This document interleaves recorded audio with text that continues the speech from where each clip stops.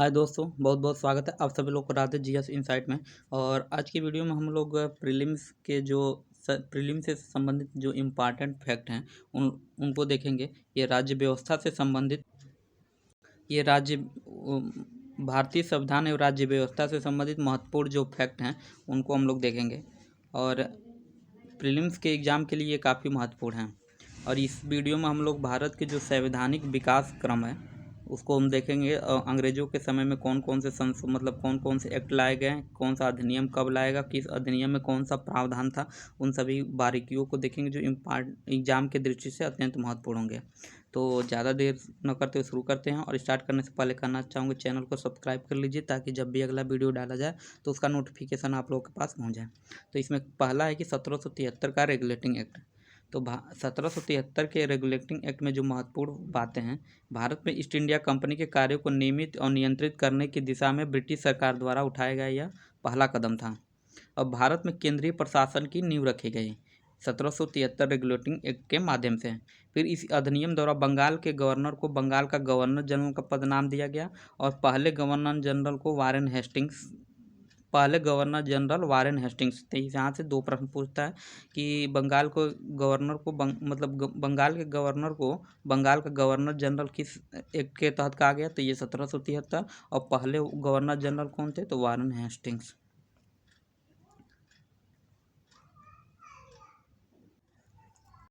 अगला है कि मद्रास एवं बम्बई के गवर्नर बंगाल के गवर्नर जनरल के अधीन हो गए। पहले सभी प्रेसिडेंसियों के गवर्नर एक दूसरे से अलग रहते थे। फिर कलकत्ता में 1774 में एक उच्चतम न्यायालय की स्थापना की गई और सर एलिजा एम्पे इसके प्रथम मुख्य न्यायाधीश थे। ये दोनों फैक्ट काफ़ी महत्वपूर्ण है। नेक्स्ट आता है 1781 का संशोधन अधिनियम। तो इस अधिनियम के तहत यह रेगुलेटिंग एक्ट 1773 की खामियों को ठीक करने के लिए पारित किया गया था। इसे बंदोबस्त कानून भी कहा जाता है। गवर्नर जनरल तक काउंसिल सर्वोच्च न्यायालय के क्षेत्राधिकार से बरी अथवा मुक्त उनके ऐसे कृत्यों के लिए जो उन्होंने पदधारण अधिकार से किए थे, बरी अथवा मुक्त। उसी प्रकार कंपनी के सेवक भी उनकी कार्य करने के दौरान की गई कार्यवाहियों के लिए सर्वोच्च न्यायालय के क्षेत्राधिकार से मुक्त हुए। अगला है कि राजस्व संबंधी मामले तथा राजस्व वसूली से जुड़े मामले भी सर्वोच्च न्यायालय के क्षेत्राधिकार से बाहर हैं। फिर गवर्नर जनरल इन काउंसिल प्रांतीय न्यायालय एवं काउंसिलों प्रोविंशियल कोर्ट्स एंड काउंसिल के लिए नियम विनियम बनाने की अधिकृत। अगला है 1784 का पिट्स इंडिया एक्ट। तो इसने कंपनी के राजनीतिक और वाणिज्यिक कार्यों को पृथक कर दिया। राजनीतिक मामलों के प्रबंधन के लिए नियंत्रण बोर्ड ऑफ कंट्रोल नाम से एक नया निकाय का गठन किया गया। द्वैध शासन की व्यवस्था का आरंभ किया गया और भारत में कंपनी के अधीन क्षेत्र को पहली बार ब्रिटिश आधिपत्य क्षेत्र कहा गया। नेक्स्ट है 1786 का अधिनियम एक्ट ऑफ 1786। तो गवर्नर जनरल को विशेष मामले में अपनी काउंसिल के निर्णयों को अधिभावी करने अथवा न मानने का भी अधिकार दिया गया। उसे सेनापति अथवा कमांडर इन चीफ का पद भी दिया गया। नेक्स्ट है 1793 का चार्टर कानून। तो अब गवर्नर जनरल को बॉम्बे और मद्रास प्रेसिडेंसियों की सरकारों के ऊपर अधिक नियंत्रण, भारत पर व्यापार एकाधिकार को अगले 20 वर्षों की अवधि के लिए बढ़ा दिया गया। 1793 के माध्यम से भारत पर व्यापार के एकाधिकार को अगले 20 वर्षों के लिए बढ़ा दिया गया। कमांडर इन चीफ को गवर्नर जनरल काउंसिल के सदस्य होने की अनिवार्यता समाप्त, बशर्ते कि उसे उसी रूप में नियुक्त किया गया हो। यह व्यवस्था भी कि बोर्ड ऑफ कंट्रोल के सदस्यों तथा उनके कर्मचारियों को भारतीय राजस्व से ही भुगतान किया जाएगा। नेक्स्ट है चार्टर कानून 1813। चार्टर कानून 1813। और ये जो नोट्स है मेक आईएएस का नोट्स है, ये इनका नोट्स काफ़ी अच्छा रहता है, खासतौर पे टेस्ट सीरीज इनका बहुत अच्छा रहता है। तो कोई नहीं, अगला देखते हैं। अगला क्या है, चार्टर कानून 1813। ये कानून काफ़ी महत्वपूर्ण है, इस यहाँ से कई बार प्रश्न पूछ चुके हैं। तो भारत में कंपनी का व्यापार एकाधिकार को समाप्त, यानी भारतीय व्यापार को सभी ब्रिटिश व्यापारियों के लिए खोल दिया गया, किंतु चाय के व्यापार तथा चीन के साथ व्यापार में कंपनी का एकाधिकार को बहाल रखा गया। 1813 के कानून के माध्यम से ही कंपनी सभी ब्रिटिशवासियों को भारत के साथ व्यापार करने के लिए समाप्त मतलब अधिकार दे दिया गया। जो ईस्ट इंडिया कंपनी का एकाधिकार था उसे समाप्त कर दिया गया, बशर्ते केवल चाय और चीन के साथ व्यापार में कंपनी का एकाधिकार था। नेक्स्ट है कि भारत में कंपनी शासित क्षेत्रों पर ब्रिटेन के राजा की प्रभुत्ता को प्रकट व स्थापित किया गया। ईसाई मिशनरियों को भारत आकर लोगों को प्रबुद्ध अर्थात अपने धर्म का प्रचार करने की अनुमति दे दी गई। भारत के ब्रिटिश इलाकों बासिंदों के बीच पश्चिमी शिक्षा का प्रचार प्रसार की व्यवस्था की गई। और इस कानून ने भारत की स्थानीय सरकारों की व्यक्तियों पर कर लगाने के लिए अधिकृत किया गया। कर भुगतान नहीं करने पर दंड की भी व्यवस्था की गई।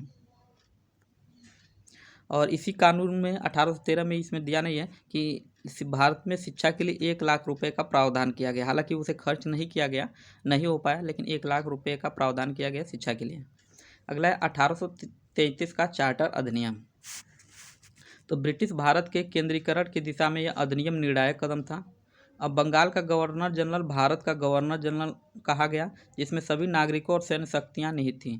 लॉर्ड विलियम बेंटिंक भारत का प्रथम गवर्नर जनरल थे। अब मद्रास और बम्बई के गवर्नर विधायिका संबंधी शक्ति से वंचित थे।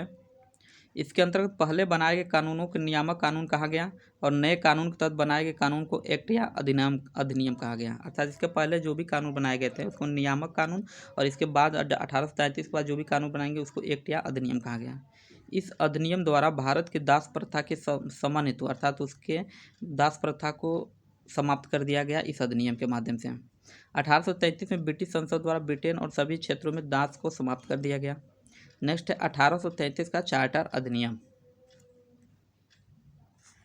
तो भारत के गवर्नर जनरल इन काउंसिल के लिए एक चौथे साधारण सदस्य जो कि कानून बनाने की में विधिक विशेषज्ञ हो को शामिल करने का प्रावधान किया गया। अगला कि भारतीय विधि आयोग की स्थापना 1833 में की गई। एक प्रश्न पूछता है भारतीय विधि आयोग की स्थापना कब की गई। यहाँ से 2 प्रश्न पूछता है, कब की गई और इसके प्रथम अध्यक्ष कौन थे। तो भारतीय विधि आयोग की स्थापना 1833 में हुई और लॉर्ड मैकाले इसका पहला अध्यक्ष बनाया गया था। लॉर्ड मैकाले को इसका पहला अध्यक्ष बनाया गया था और इसका उद्देश्य भारत में सभी प्रकार के कानूनों को संहिता बंद करना था। ईस्ट इंडिया कंपनी की एक व्यापारिक निकाय के रूप में की जाने वाली गतिविधियाँ समाप्त हो गई। अब कंपनी विशुद्ध रूप से प्रशासनिक निकाय बन गया। सिविल सेवकों के चयन के लिए खुली प्रतियोगिता का आयोजन शुरू करने का प्रयास किया गया। इसमें कहा गया कि कंपनी में भारतीयों को किसी पद, कार्यालय और रोजगार को हासिल करने से वंचित नहीं किया जाएगा। अर्थात इसी 1833 के चार्टर अधिनियम के माध्यम से ही भारतीय लोगों को भी कंपनी के किसी भी पद पर नौकरी करने के लिए मौका दिया जाने लगा। अगला है 1853 का चार्टर अधिनियम। तो 1793 से 1853 के दौरान ब्रिटिश संसद द्वारा पारित किए गए चार्टर अधिनियमों की श्रृंखला में अंतिम अधिनियम था। पहली बार गवर्नर जनरल की परिषद के विधायी और प्रशासनिक कार्यों को अलग कर दिया गया। गवर्नर जनरल की नई विधान परिषद का गठन किया, जिससे भारतीय केंद्रीय विधान परिषद कहा गया। सिविल सेवकों की भर्ती और चयन हेतु खुली प्रतियोगिता का व्यवस्था का आरंभ। इस प्रकार विशिष्ट सिविल सेवा भारतीय नागरिकों के लिए खोल दी गई। इसके लिए 1854 में भारतीय सिविल सेवा के संबंध में मैकाले समिति की भी नियुक्ति की गई। प्रथम बार भारतीय केंद्रीय विधान परिषद में स्थानीय प्रतिनिधित्व प्रारंभ गवर्नर जनरल की परिषद में 6 नए सदस्यों में से 4 का चुनाव बंगाल, मद्रास, बम्बई और आगरा के स्थानीय सरकारों द्वारा किया गया। अगला है 1858 का भारत सरकार अधिनियम। तो इस कानून ने ईस्ट इंडिया कंपनी को समाप्त कर दिया है और गवर्नर क्षेत्रों और राजस्व संबंधित शक्तियां ब्रिटिश राजशाही को हस्तांतरित कर दी। गवर्नर जनरल का पदनाम बदलकर भारत का वायसराय कर दिया गया और लॉर्ड कैनिंग प्रथम वायसराय थे। एक में यहाँ से प्रश्न पूछता है प्रथम वायसराय कौन थे, तो लॉर्ड कैनिंग थे। नियंत्रण बोर्ड और निदेशक कोर्ट को समाप्त कर भारत में शासन में दैध प्रणाली की समाप्त हो गई। एक नए पद भारत के राज्य सचिव का सृजन किया गया, जिसमें भारतीय प्रशासन पर संपूर्ण नियंत्रण की शक्ति निहित थी। यह सचिव ब्रिटिश कैबिनेट का सदस्य होता था और अंततः ब्रिटिश संसद के प्रति उत्तरदायी था। भारत सचिव की सहायता के लिए 15 सदस्यीय परिषद का गठन किया गया, जो एक सलाहकार परिषद थी। फिर आता है 1861 का भारत परिषद अधिनियम। तो कानून बनाने की प्रक्रिया में भारतीय प्रतिनिधियों को शामिल करने की शुरुआत किया गया 1861 के कानून के माध्यम से। फिर मद्रास और बम्बई प्रेसिडेंसियों को विधायी शक्तियों को पुनः देकर विकेंद्रीकरण की प्रक्रिया की शुरुआत की गई। बंगाल उत्तर पश्चिमी सीमा प्रांत और पंजाब में क्रमशः 1862, 1866 और 1897 में विधान परिषदों का गठन किया गया। लॉर्ड कैनिंग द्वारा 1859 में प्रारंभ की गई पोर्टफोलियो की प्रणाली को मान्यता दी गई और वायसराय को आपातकाल में बिना काउंसिल की स्तुति के अध्यादेश जारी करने के लिए अधिकृत किया गया और ऐसे अध्यादेश की अवधि मात्र कितने दिन थी? तो 6 माह थी बस। अगला है 1892 का भारत परिषद अधिनियम। अगला क्या है? 1892 का भारत परिषद अधिनियम। तो विधान परिषद के कार्यों में वृद्धि, उन्हें बजट पर बहस करने और कार्यपालिका के प्रश्नों को उत्तर देने के अधिकृत किया। प्रांतीय विधान परिषदों में गवर्नर को जिला परिषद, नगर पालिका, विश्वविद्यालय, व्यापार संघ, जमींदारों और चैम्बर ऑफ कॉमर्स की सिफारिशों पर गैर सरकारी सदस्यों को नियुक्त करने की शक्ति थी। इस अधिनियम में केंद्रीय और प्रांतीय विधान परिषद दोनों में गैर सरकारी सदस्यों की नियुक्ति के लिए एक सीमित और परोक्ष रूप से चुनाव का प्रावधान किया गया। हालांकि चुनाव शब्द अधिनियम में प्रयोग नहीं हुआ था। अगला अधिनियम है 1909 का भारत परिषद अधिनियम। 1909 का भारत परिषद अधिनियम। तो इस अधिनियम को मार्ले मिंटो सुधार के नामों से भी जाना जाता है। किस नाम से? तो मार्ले मिंटो सुधार के नाम से भी जाना जाता है। इसे मार्ले मिंटो सुधार के नाम से भी जाना जाता है। उस समय लॉर्ड मार्ले इंग्लैंड में भारत के राज्य सचिव थे और मिंटो क्या थे? तो वायसराय थे उस समय के। केंद्रीय परिषद में सरकारी बहुमत को बनाए रखा, लेकिन प्रांतीय परिषदों में गैर सरकारी सदस्यों को बहुमत की अनुमति थी। इसने दोनों स्तरों पर विधान परिषदों के कार्यों का दायरा बढ़ाया। सदस्य बजट पर चर्चा कर सकते थे और प्रस्ताव पेश कर सकते थे। वे जनहित के मामलों पर भी चर्चा कर सकते थे और अनुपूरक प्रश्न भी पूछ सकते थे। अगला भी 1909 का भारत परिषद अधिनियम से ही संबंधित है। तो इस अधिनियम को मार्ले मिंटो सुधार, यहाँ पे ये तो हो गया था, ये वाली 1909 का भारत परिषद अधिनियम। तो पहली बार किसी भारतीयों को वायसराय और गवर्नर की कार्य परिषद के साथ एसोसिएशन बनाने का प्रावधान और सत्येंद्र प्रसाद सिन्हा को वायसराय की कार्यपालिका परिषद में प्रथम भारतीय सदस्य बने, उन्हें विधि सदस्य बनाया गया था। पृथक निर्वाचक के आधार पर मुस्लिमों के लिए सांप्रदायिक प्रतिनिधित्व का प्रावधान। इस प्रकार इस अधिनियम ने सांप्रदायिकता को वैधानिकता प्रदान की और लॉर्ड मिंटो को सांप्रदायिक निर्वाचन के जनक के रूप में जाना जाता है। अगला कि इसने presidency corporation, chamber of commerce, विश्वविद्यालय और जमींदारों के लिए अलग प्रतिनिधित्व का प्रावधान भी किया। अगला देखते हैं भारत शासन अधिनियम 1919, यानी 1919 का भारत शासन अधिनियम। तो क्रमिक रूप से 1919 में भारत शासन अधिनियम बनाया गया, जो 1921 में लागू हुआ था ये 1921 में। इस कानून को मॉन्टेगू चेम्सफोर्ड सुधार भी कहा जाता है। मॉन्टेगू भारत के राज्य सचिव थे, जबकि चेम्सफोर्ड भारत के वायसराय थे। इस अधिनियम के द्वारा पहली बार प्रत्यक्ष चुनाव प्रणाली अपनाई गई और सांप्रदायिक आधार पर निर्वाचन प्रणाली का विस्तार करते हुए इसे सिखों, भारतीय ईसाइयों, आंग्ल भारतीयों तथा यूरोपियों के लिए भी लागू कर दिया गया।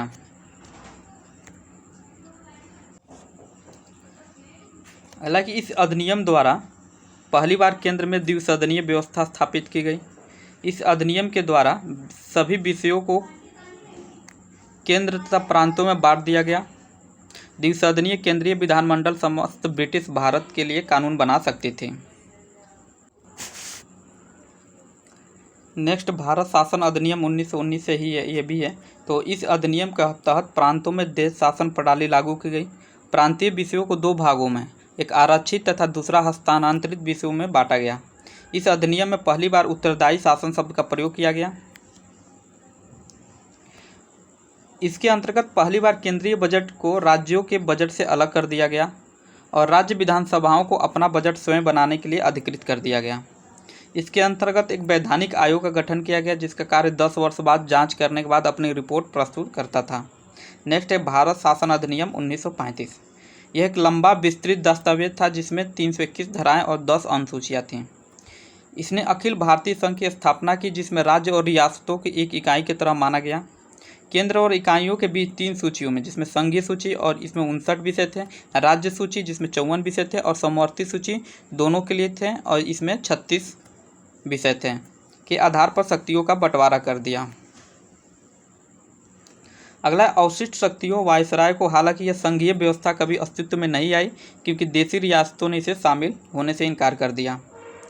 प्रांतों में द्वैध शासन व्यवस्था समाप्त तथा प्रांतीय स्वायत्तता का शुभारंभ। राज्यों में उत्तरदायी सरकार की स्थापना की गई। केंद्र में द्वैध शासन प्रणाली का आरंभ। परिणामतः संघीय विषयों को स्थानांतरित और आरक्षित विषयों में विभक्त करना पड़ा। हालांकि यह प्रावधान कभी लागू नहीं हुआ।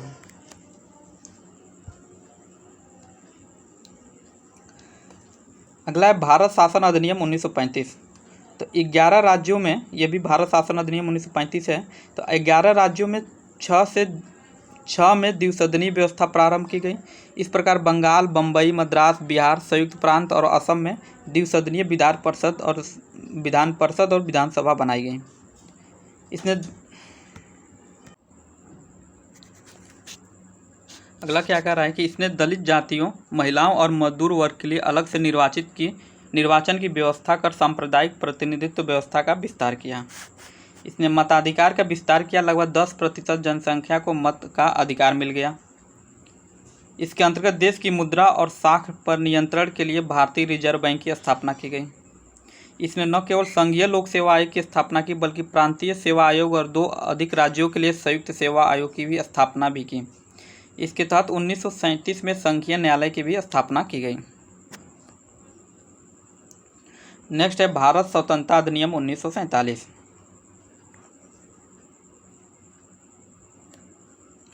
तो इसके अधीन क्या क्या है? तो भारत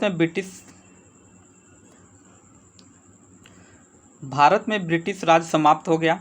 15 अगस्त 1947 को भारत स्वतंत्र और संप्रभु राष्ट्र घोषित किया गया। भारत का विभाजन कर 2 स्वतंत्र डोमिनियनों, संप्रभु राष्ट्र भारत और पाकिस्तान का सृजन, जिसने ब्रिटिश राष्ट्रमंडल से अलग होने की स्वतंत्रता थी। वायसराय का पद समाप्त कर उसके स्थान पर 2 डोमिनियन राज्यों में गवर्नर जनरल के पद का सृजन, जिसकी नियुक्ति नए राष्ट्र की कैबिनेट की सिफारिश पर ब्रिटेन के ताज को करनी थी। इन पर ब्रिटेन की सरकार का कोई नियंत्रण नहीं होना था। दोनों डोमिनियन राज्यों में संविधान सभाओं को अपने देशों को संविधान बनाने और उसके लिए किसी भी देश के संविधान को अपनाने की शक्ति प्राप्त हुई। सभाओं को यह भी शक्ति कि वे किसी भी ब्रिटिश कानून को समाप्त करने के लिए कानून बना सकती थी। यहाँ तक कि स्वतंत्रता अधिनियम को भी निरस्त करने का अधिकार था। ब्रिटेन में भारत सचिव का पद समाप्त। इसकी सभी शक्तियाँ राष्ट्रमंडल मामलों के राज्य सचिव को स्थानांतरित कर दी गईं। अगला भी भारतीय स्वतंत्रता अधिनियम 1947 से ही संबंधित है। तो 15 अगस्त 1947 को भारतीय रियासतों पर ब्रिटिश संप्रभुता की समाप्ति की घोषणा। इसके साथ ही आदिवासी क्षेत्र समझौता संबंधों पर भी ब्रिटिश का हस्तक्षेप समाप्त हो गया।